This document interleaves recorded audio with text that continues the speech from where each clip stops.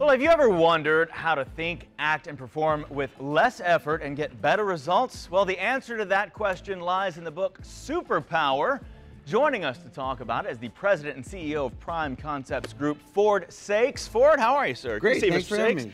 So I'm reading this, and I'm loving this, and instantly because it's not, one, it's not preachy, Right. and it's not promising that I'm going to be rich. It's just getting what I want in a much easier fashion. That's true. You know, the original title was Common Sense is a Superpower. Right. Because it's really about common sense. Well, you wear a lot of hats. Yes. You know, you're CEO, you do a lot of things. So in your career, did these principles, have you developed them along the way as to how it got you here, or did you know this all along? Definitely. I mean, I'm a kid from the projects. I grew up with, poor, and I had a ninth grade education, and I've self-educated myself. Yeah. So after I started being successful, I said, I have to put all these ideas and tactics into one book to allow people to do it. To make it Okay. better. All right, well, let's talk about some of this stuff. I like this first. I'll put your superpowers to work.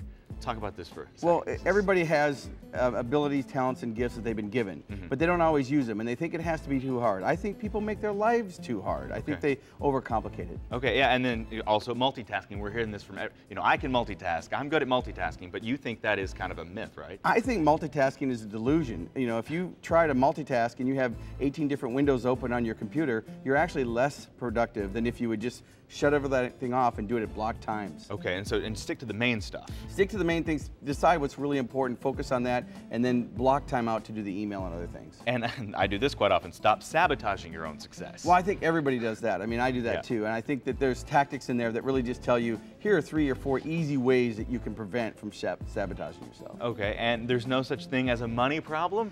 Yeah, I think there is no such thing as a money problem. If you want to make Yeah. more money, then you have to get more ideas. And so there's a lot of ways that you can be more innovative, more creative. So if you want more money, start thinking about how you can add more value. Okay, and finally, I love this. I mean, there's so much in this book, but a common sense, like you were saying earlier, just isn't so common. Yeah, that's the thing. I mean, that. with my team and employees and the organizations that I speak to, we talk about strategies and tactics, and they all want to make it more complicated. But when it gets down to it, it's really quite simple if they just take the time to look at the basic steps that they should go through.